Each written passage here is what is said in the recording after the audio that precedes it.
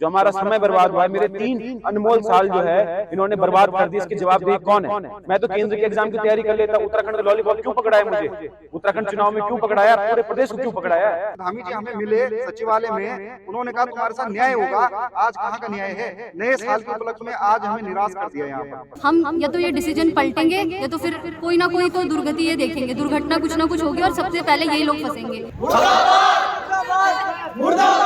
आमी सरकार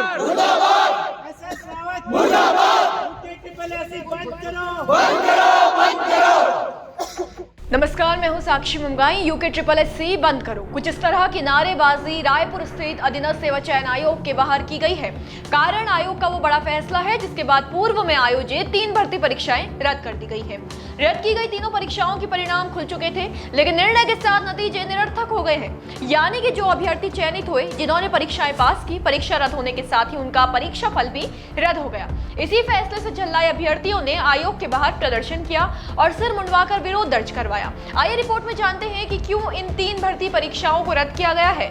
रद्द होने वाली परीक्षाएं हैं कौन सी, एक फैसले से अभ्यर्थियों की मेहनत जाया कैसे हुई, और हाँ, विरोध के बीच भी यूके SSSC के अध्यक्ष इस निर्णय को बेहतर विकल्प किस बिना पर मान रहे हैं। रिपोर्ट देखिए।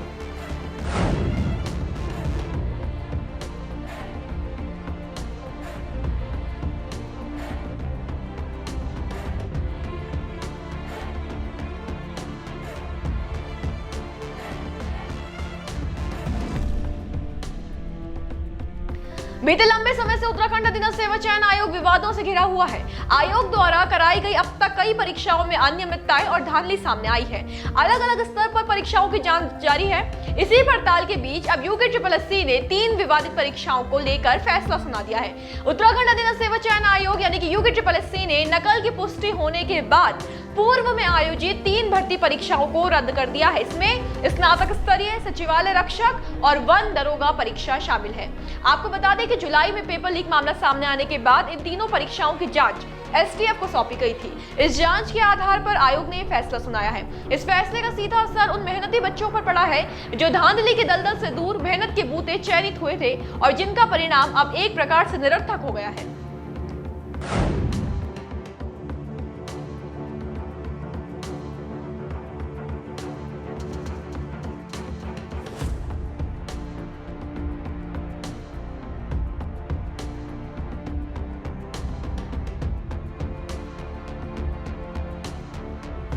जाहिर सी बात है कि परीक्षा में बैठने वाला हर कोई धांधली से पास नहीं हुआ था। मेरिट में जगह बनाने वाले कई अभ्यर्थी ऐसे हैं जिन्होंने कड़ी मेहनत कर, कई संसाधन लगाकर परीक्षा निकाली। आयोग के फैसले से सीधा नुकसान यदि किसी को हुआ है तो ऐसे ही हजारों युवाओं को। अब यही युवा आयोग के बाहर विरोध दर्ज कर रहे हैं, सिर मुंडवा रहे हैं और मांग कर रहे हैं न्याय की, ऐसे इंसाफ की जिसके बलबूते पहले तो उनका हक उन्हें वापस मिले और दूसरा वो दामन साफ हो सके जिसमें किसी और के किए दाग है। इसी के साथ चयनित अभ्यर्थियों ने सरकार से जवाब मांगा है कि जिस आयोग की बस की एग्जाम कराना नहीं था, सरकार ने उससे रिकवरी क्यों नहीं मांगी। अब आप ये बताइए कि मैंने जो इतने संसाधन लगाए हैं, मैं इतने दिनों से जो है देहरादून में किराए पे रह रहा हूँ और इतना पैसा खर्च किया, सरकार ने एक झटके में खत्म कर दिया। सरकार इस लाल कोठी में 2014 से लोग बैठे हुए हैं, जब इनकी बस की एग्जाम करवानी नहीं है, क्या सरकार ने उनका रिकवरी मारा है? सर, सिर्फ उनको सस्पेंड कर देती है, लेकिन रिकवरी मारा है क्या उनका? हमारा पैसा जो खर्च हुआ है उसका क्या है? सर, जो हमारा समय बर्बाद हुआ है, मेरे 3 अनमोल साल जो है इन्होंने बर्बाद कर दिए। तो कौन जवाब देगा, ये सवाल अभ्यर्थियों ने उठाया है। आपकी जानकारी के लिए भी बता दें कि रद्द हुई तीनों ही परीक्षाओं को मार्च के दूसरे सप्ताह में दोबारा कराए जाने का भी निर्णय लिया गया है, लेकिन इससे भी अभ्यर्थी संतुष्ट नहीं है।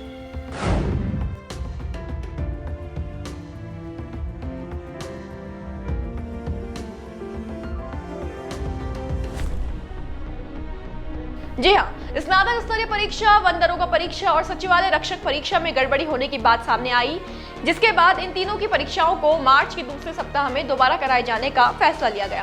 खास बात यह है कि इन तीनों परीक्षाओं में पकड़े गए अभ्यर्थियों को शामिल नहीं होने दिया जाएगा। यही नहीं, पूर्व में जिन अभ्यर्थियों ने फॉर्म भरे थे वही परीक्षार्थी इसमें परीक्षा दे सकेंगे। अब इस फैसले को लेकर विरोध में बैठे युवा क्या कहते हैं वो सुनिए।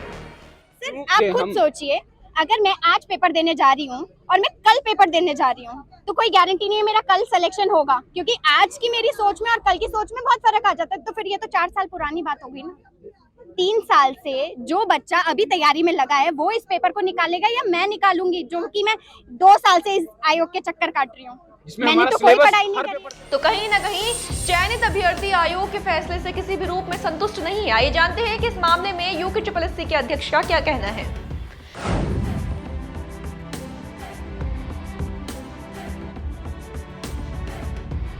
यूके के अध्यक्ष जीएस मर्तोलिया के मुताबिक नकल करने वाले और निर्दोष अभ्यर्थियों के बीच भेद करना मुश्किल है, इसलिए आयोग के सामने इन परीक्षाओं को नए सिरे से कराने का विकल्प बचता है। इसके अलावा मर्तोलिया बोले कि हमने मेहनत करने वाले युवाओं के हक में बेहतर विकल्प चुना है। युवा अपनी तैयारी में जुट जाए। मार्च में होली के बाद पारदर्शिता के साथ लिखित परीक्षा आयोजित होगी। देखिए, चयनित अभ्यर्थियों का एक सवाल यहाँ ये भी है कि ये पूरा फैसला लिया किस आधार पर है। अभ्यर्थियों की माने तो उन्हें कोई कारण भर्तियां निरस्त करने के पीछे नहीं बताया गया है। एसटीएफ ने उन्हें कहा था कि जनवरी आखिर में रिपोर्ट तैयार की जाएगी, फिर भी दिसंबर आखिर में फैसला क्यों और कैसे सुना दिया गया है, ये सवाल उन्होंने उठाया। इसी के साथ रोजगार की मांग भी युवा कर रहे हैं। हम चाह रहे हैं कि हमें हमारी कोई भी जांच करा लो, सीबीआई जांच करा लो, जो मर्जी जो जांच जो सिस्टम के पास है उसकी जांच करा लो। अगर मैं फिर पुनः दोहरा रहा हूँ, अगर हम दोषी निकले हमें फांसी सजा। मेरा घर पहाड़ में, मेरी जमीनें हैं, जो भी है उसको जब्त कर लो। हाकम सिंह की अगर तुम नहीं कर पाए, हम लोग हैं ना, हम गरीब लोग हैं, हमारे जितने खेत हैं उनको तुम जब्त कर लो, कोई दिक्कत नहीं, पर हमें नौकरी दो, हमें रोजगार दो। इस पूरे मामले में एक बात तो तय है कि बेकसूर घुन की तरह पिसे हैं। लगन से गगन मापने का हौसला और काबिलियत रखने के बावजूद चंद नकल माफियाओं के किए की सजा इन्हें बिना दोष के ही झेलनी पड़ रही है। देखना यह है कि सरकार इनके जवाब किस प्रकार देगी। अभ्यर्थियों ने स्पष्ट कहा है कि विरोध यहाँ नहीं रुकेगा, इसलिए हो न हो आने वाले दिनों में आयोग के साथ साथ सरकार की मुश्किलें बढ़ सकती है। बिना अभ्यर्थियों का हक मारे इसका निवारण कैसे होगा, नजर इस सवाल पर है, जिसका जवाब लेकर हम हाजिर होंगे। बने रहें देवभूमि इनसाइडर के साथ।